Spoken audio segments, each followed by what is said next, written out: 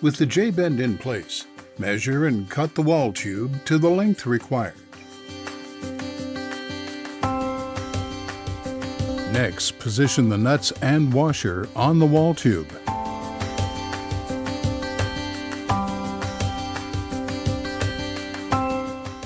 Insert wall tube into waste connector and tighten existing nut.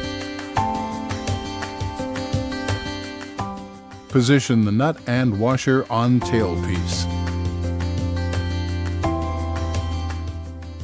Slip the tailpiece into J-bend and secure.